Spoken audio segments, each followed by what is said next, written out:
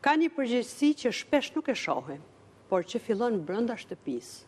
Kur rrisim djem duke u mësuar se zemrimi është forcë dhe se dhuna është mënyrë për të fituar respekt, ne po ndërtojmë një shoqëri ku frika kthehet në normalitet.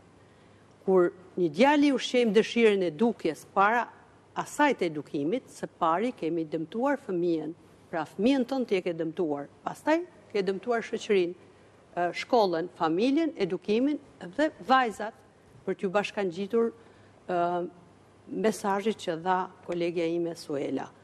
Po ashtu kur rrisim vajza duke mësuar të heshtin, të durojnë, të përulen përballë padrejtësisë, ne po i mësojmë ato të pranojnë dhunën si fat. Pra nuk është dhuna fat, por ti duhet ta zgjidhësh me patjetër këtë fat. Nuk e ke mbështetur nëse i thua burrin duhet ta durosh, e dashur nën ose i dashur baba, sepse burri është burr, vllait duhet i shërbesh, sepse është djali i shtëpisë.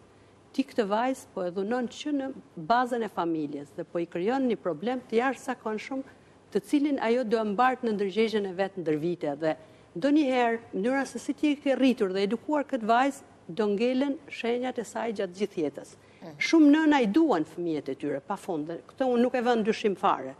Por dashuria nuk mjafton nëse nuk shoqërohet me edukim dhe me respekt, njësoj si për djalin ashtu dhe për vajzën. Qofse ti gjithnjë vëdor ose vëdor, ndryshe e shpreha, kujdesesh vetëm për djalin dhe nuk kujdesesh mjaftueshëm për vajzën, për t'i treguar që rruga e drejtë është njësoj si për djalin si për vajzën, ke bërë një dëm të madh në shoqëri, sepse nuk po rrit një vajzë dhe një djalë për të qenë bashkëshort të mirë nesër. Djali duhet mësoj se forca vërtet është të kontrollosh veten dhe ta respektosh tjetrin në të gjitha rastet. Dhe për ta përmbyllur, dije mirë se dhuna nuk fillon në momentin kur ndodh krimi, për ta lidhur dhe me temën. Ka filluar që në gjenezë, qofse ti nuk je kujdesur mirë në familje dhe shkolla pastaj nuk e ka trashëguar këtë kujdes dhe këtë edukim, ne nuk do kemi një shoqëri dhe trinj të sigurt për të ardhmen e nesërme.